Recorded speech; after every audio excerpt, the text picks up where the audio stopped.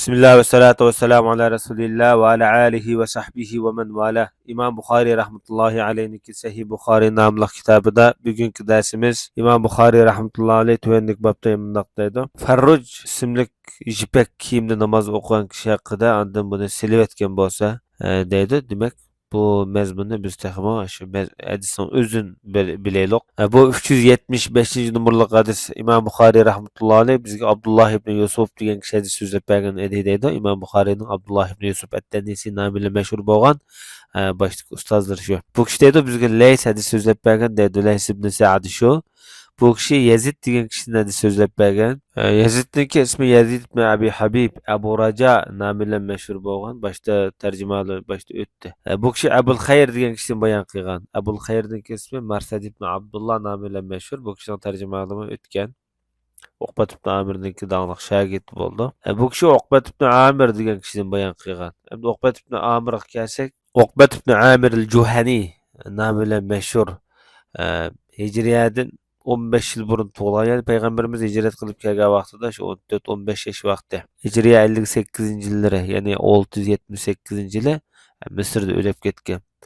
O'zi nihoyatda buyuk donglik sahaba, ham amir qo'mondan, ham yozuvchi, shoir, faqih.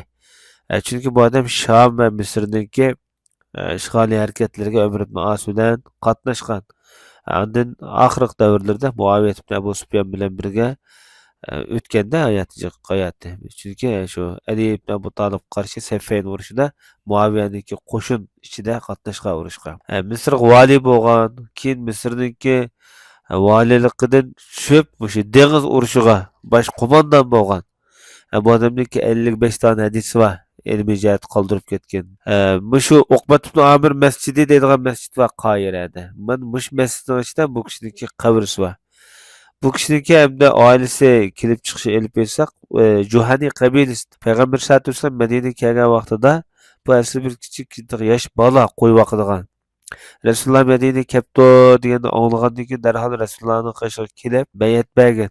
Qo'y vaqishni, podshohlikni tashlab Rasululloh men bana bir bayat beray deb kelgandim desa, undan so'ng bir hijrat qilishga bayat qilgan. Darhol qo'ylarni, uloqlarni tashitiblam, bo'ldi men bu dunyoda kirik yo'q deb Payg'ambar sollallohu alayhi vasallamga keyin yana g'o'zo'roq kelib, shu Madinada yashagan.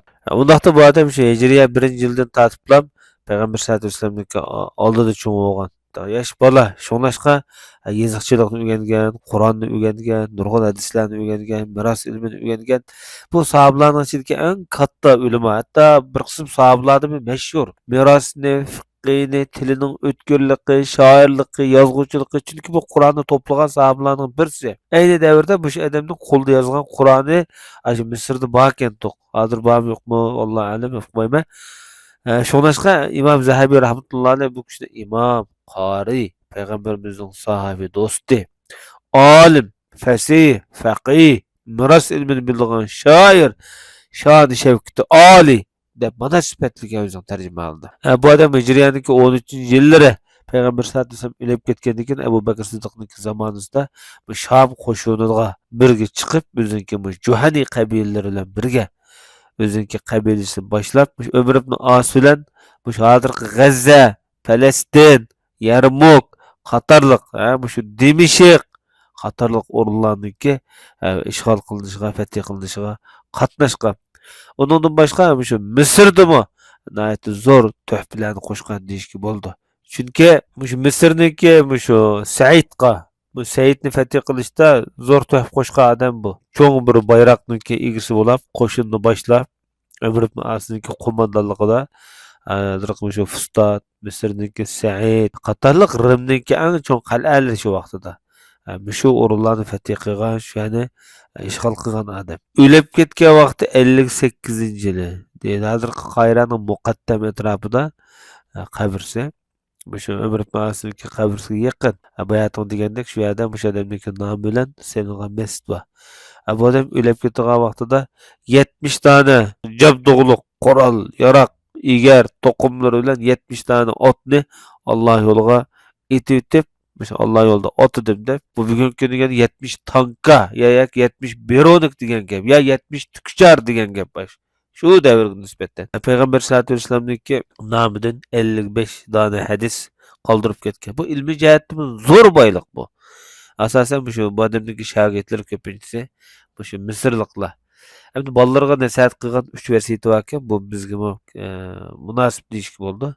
Bu adam Peygamber sallallahu aleyhi ve sellem'deki hadisini fakat işecilik edemde kabul kılınlar degan ballar. Bu hadislerin asasını sağan değişik. İkincisi bu şu aldı oçoq yoki ton kiysanlimi, çapan kiysanlimi, qaz almaqli, qaz almaqli. Yana birisi bu she'r yezib avarmaqli. Qalbingni bu Qur'ondan mashg'ul qilib qo'ymishsan degan. Demak, bu sahabe nayati zo'r tuhf qo'shgan buyuk sahabalarning biri deydi. Bu odam deydanmayadi. Payg'ambar sallallohu alayhi vasallamga yipak bir ton farroj ismli bir ton hediye qilinganda bu farroj degan o'zini yanglari ta belleri tarak andan şu aqsı çekiva kiyimkende bizimki şu çekiva peltolarımızga o'xshab ketadigan. Çünkü içideki kiyimlerin hemen yığıncaqlaplam yepip turadigan kiyimde. Ama bu jipekken. Bunu aynı vaqtida bu Davmetül Cendel'deki padişahı Ukeydir peygamberimizga hediye qilgan bunu. Davmetül Cendel hazır Tabuk yaqiyada Demişqqa yaqin. Saudiyadagi içideki bir çoğun şehir. Qadimdan tartib padişahlık bilan meşhur. Şu vaqtda mushrikdi bu adam. Payg'ambarimizga bu yipek paltoni hadiya qilgan vaqtida Rasululloh kiyib namoz o'qibdi. Ondan qaytib ketgandan keyin buni qattiq silib bo'ldilar deb silib tashlab etgan. Yomon ko'rib. Shu vaqtda deyki, bu taqvodorlarga bu yaxshi emas, munosib emas degan. Bu payg'ambar sollallohu alayhi vasallam bu yipek harom qilinishdan burun kiyib qolgan. Bu yipek harom qilindi degandan payg'ambarimiz oyati tizlam bunu silib yipek tonni bu mu'minlarga durust emas, loyiq emas degan. Hamda Imom Buxoriy rahmatullohi alayhi tövendeki bobda qizil kiyimda namoz o'qish haqida nima deydi? Bu to'g'riliq iznib ko'raylik. Endi bu qizil kiyimda namoz o'qish masalasi ulamolar orasida nurg'un ixtiloflarga sabab bo'lgan masalalarning biri. Hamda Hanifiy mazhabda buni makruh deb qaragan qizil kiyimda namoz o'qish. Bu 376-numurli hadisda Imom Buxoriy rahmatullohi alayhi bizga Muhammed ibn Ar'ara degan kishi hadis so'zlab bergan deydi. Bu kishi Imom Buxoriy rahmatullohi alayhiniki Basrlik ustozi.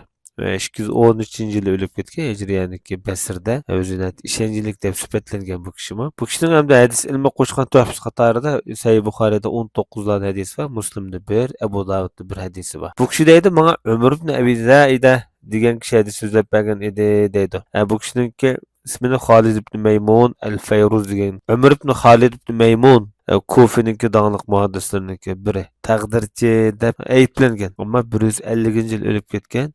Lekin hadis ilmida o'ziniki rostchilligi bilan bu chataq yo'q, rostchil degandek sifatlar bilan sifatlangan. Hatto bir qism muhaddislar Kufining ishonchlik muhaddisi deyishlar birga hadis ilmida o'zi durust odam degan yaxshi ijobiy yutuq baholanimi bergan. Bu odamniki ham hadis ilmi qo'shgan tuhfa qatorida Buxoriyda 4, Muslimda 3, Nesai'de bir hadisi var. Bu kişi Evn ibn Abi Juhayfe degan kishidan bayon qilyotdi. Bu kishi o'zi tabiin odam. Çünkü dadısı Abi Juhayfe büyük sahabe. Vahb ibn Abdullah nomi bilan mashhur. Kufada yashagan 116-yil o'lib ketgan.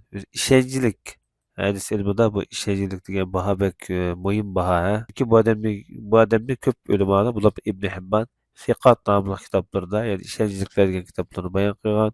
İbn Hajar, İmam Zahabi, İmam Nesai, Yahya ibn Ma'in qatorliq dağlıq hadis peshvolari bu kishini ishonchlik degan baholarni bergan. Hadis ilmi qo'shgan tuhfalar qatorida Sahih Buxoriyda 16, Muslimda 6, Nasai'da 6, Abu Davudda 4, Tirmiziyda 3 hadisi var.